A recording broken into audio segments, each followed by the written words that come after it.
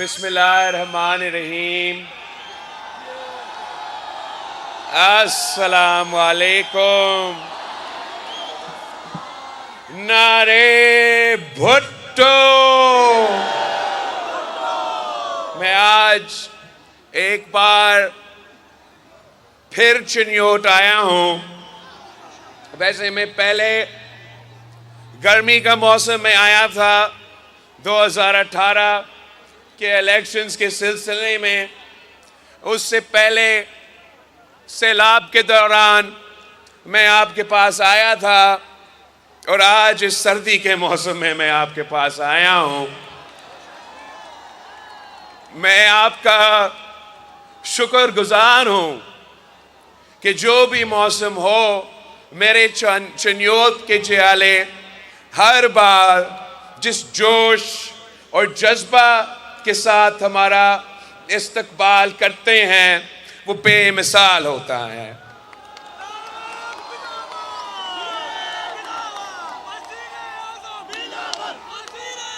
ساتھیوں، اس بار میں آپ کے پاس آیا ہوں ہمارا انتخابات کے سلسلے میں، اور پاکستان اس وقت جس مشکل میں ہے آپ سب کو اس کا معلوم ہے۔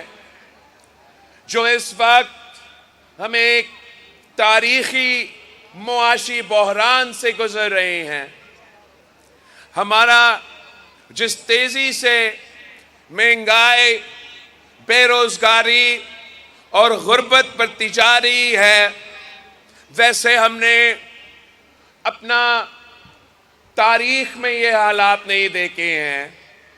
ایک طرف اگر معاشی بحران ہے، تو دوسری طرف ہمارے پورے معاشرے میں ایک بحران پیدا کیا گیا ہے، اور وہ اس لیے کہ جو ہمارے پرانے سیاستدان ہیں وہ نفرت اور تقسیم کے سیاست کر رہے ہیں۔ انہوں نے ہمارا سیاست کو عوام کی خدمت کے بجائے اپنے ذاتی مسئلے، اپنے ذاتی انتقام لینے کے لیے وہ سیاست کر رہے ہیں، اور اس کا نقصان ملک کو ہو رہا ہے، عوام کو ہو رہا ہے، معیشت کو ہو رہا ہے۔ تو میں اگر یہ الیکشن لڑ رہا ہوں تو اس لیے کہ میں یہ پرانا نفرت اور تقسیم کو، سیاست کو دفن کرنا چاہتا ہوں۔ مجھے آپ کی ساتھ چاہیے، مجھے اس ملک کے عوام، اس صوبے کے عوام کا ساتھ چاہیے، تاکہ ہم یہ پرانے سیاست اور پرانے سیاستدان کی سیاست کو ہمیشہ کے لیے دفن کرے۔ ہمیں ایک نیا سوچ لے کر آنا پڑے گا، ایک نیا سیاست لے کر آنا پڑے گا، جہاں سیاست ذاتی دشمنی نہیں، ہاں سیاسی اختلاف رائے ہو سکتے ہیں، مگر ہم سیاست کو ذاتی دشمنی میں نہیں تبدیل کر سکتے۔ پاکستان پیپلز پارٹی کے جیالوں نے ہر دور کا ظلم سہا ہے۔ آپ نے پاکستان پیپلز پارٹی کے کارکنوں نے عامر ضیاء الحق کا ظلم دیکھا ہے۔ آپ نے پاکستان پیپلز پارٹی کے کارکنوں نے میاں صاحب کا پہلے دور اور دوسرے دور کا ظلم برداشت کیا ہے، جو کسی آمریت کا دور سے کوئی کم نہیں تھا۔ اور آپ نے مشرف کا مقابلہ کیا ہے، آپ نے خان صاحب کی جو وہی پرانی سیاست تھا، ظلم اور زیادتی کا، آپ نے اس کا بھی مقابلہ کیا ہے۔ مگر آپ کا پاکستان پیپلز پارٹی کا کمال ہی یہی ہے کہ آپ نے کبھی انتقام کی سیاست نہیں کی۔ آپ کے قائد شہید ذوالفقار علی بھٹو کو تخت دار پہ لٹکایا گیا، مگر جب شہید محترمہ بینظیر بھٹو وزیر اعظم بنی تو شہید بی بی نے کہا کہ جمہوریت بہترین انتقام ہے۔ وہ اس لیے کہ انتقام لینے کے بجائے وہ اپنی عوام کی خدمت کرنا چاہتی تھی، وہ اپنے غریب عوام کے مسائل حل کرنا چاہتی تھی۔ جب صدر زرداری اس ملک کا صدر بنے اور ہمارا شہید محترمہ بینظیر بھٹو کو شہید کیا گیا تو انتقام کی سیاست کے بجائے صدر زرداری نے پاکستان کھپے کا نعرہ لگایا، اور 5 سال پہلی بار پاکستان کی تاریخ میں حکومت چلی اور ایک بھی سیاسی قیدی نہیں تھا۔ اس لیے ہم اپنے منشور پہ یقین رکھتے ہیں، اپنا نظریت پہ یقین رکھتے ہیں۔ ہمیں اگر اللہ تعالیٰ موقع دیتا ہے، ہمیں اگر آپ موقع دیتے ہیں تو ہم ٹائم ذاتی انتقام پہ ضائع کرنے کے بجائے آپ کے مسائل کم کرنے کی سوچتے ہیں، کوشش کرتے ہیں۔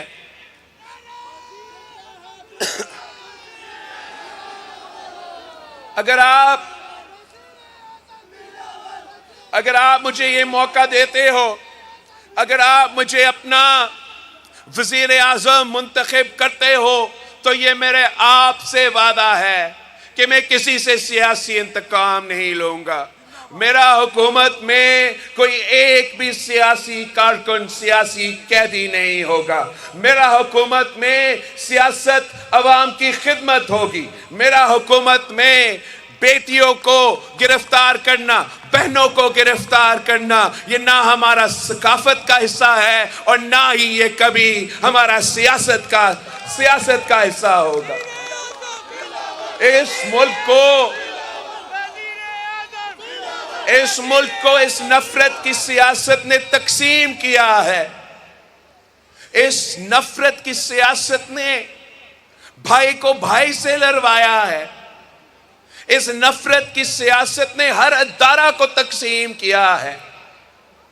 اگر ہم آپس میں لڑتے رہیں گے، اگر پاکستان کے سیاستدان آپس میں لڑتے رہیں گے تو اس ملک کے جو مخالف ہے، اور میں جانتا ہوں کہ کس طریقے سے میں 18 مہینہ آپ کا وزیر خارجہ رہا ہوں، میں جانتا ہوں کہ دنیا بھر میں پاکستان کے خلاف کیا سازشیں پک رہے ہیں۔ اگر ہم نے یہ لڑائی نہیں چھوڑا، اگر ہم آپس میں یہ جو شروع ہوا ہے اس نفرت اور تقسیم کی سیاست کو بند نہیں کرتے تو وہ تمام قوتیں اس لڑائی کا فائدہ لے کے پاکستان کو نقصان پہنچائیں گے، پاکستان کے عوام کو نقصان پہنچائیں گے۔ ہم تعلیم دے، نہ صرف سکلز دے، مگر اب یہ ہمارا ذمہ داری ہے کہ ہم کوشش کریں کہ ان کو روزگار ملے۔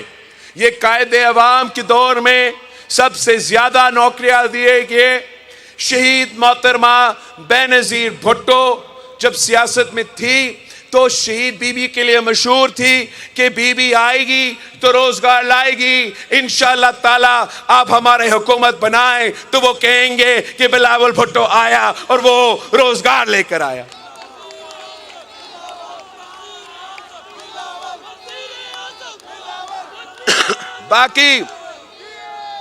باقی میں بہت کم عرصے سے سیاست میں ہوں، مگر میں اپنا کم عرصہ کے سیاست کا آپ مقابلہ کریں، چاہے وہ شخص جو 4تھی بار آپ کا وزیر اعظم بننا چاہ رہا ہے یا جس سے بھی آپ مقابلہ کریں، آپ ان سے پوچھیں کہ کیا آپ نے مفت علاج کے ہاسپٹلز بنائے یا نہیں بنائے؟ میں نے اتنا کم عرصہ میں سندھ بھر میں ہر ضلع میں مفت علاج کا ہاسپٹل قائم کیا ہے۔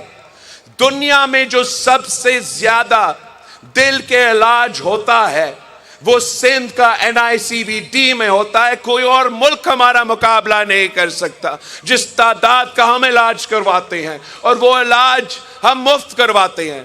وہ تو تین بار آپ کا وزیر اعظم رہے, مگر آج تک میرا چنیوٹ میں ایک بھی حکومت کی طرف سے مفت علاج کا ہاسپٹل نہیں بنا سکے. آپ مجھے موقع دے, 6 مہینے کے اندر ہی اندر انشاءاللہ تعالی میں آپ کے ہاں مفت علاج کا ہاسپٹل بنا کے دکھاؤں گا.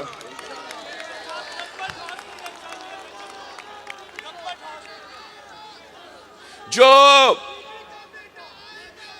3 بار آپ کے وزیر اعظم بنا, وہ کہتے ہیں مجھے 4تھی بار بنائیں تو پھر میں آپ کو تعلیم کے ادارہ دوں گا. آپ مجھے 4تھی بار بنائیں پھر میں آپ کو صحت کا علاج دلواؤں گا. آپ مجھے 4تھی بار بنائیں پھر میں اپنے نوجوانوں کو روزگار دلواؤں گا. آئے ذرا کوئی اس سے پوچھے کہ پہلی بار کیا کر رہا تھا, دوسری بار کیا کر رہا تھا, تیسری بار کیا کر رہا تھا. وہ تو 4تھی بار بھی آ کے وہی کام کرنا ہے نا. انہوں نے انہی سے لڑنا ہے جو ان کو لے کر آتے ہیں, پھر آپ کے سامنے آ کے رونا دھونا شروع کرنا ہے کہ مجھے کیوں بلایا, مجھے کیوں نکالا. میں کام کرنا چاہتا ہوں, بہانے نہیں, خدمت کرنا چاہتا ہوں. نفرت اور تقسیم نہیں, خدمت کرنا چاہتا ہوں. چار نہیں, مجھے ایک موقع دے, ایک موقع دے. انشاءاللہ تعالی میں چنیوٹ کے عوام کی قسمت تبدیل کر دوں گا.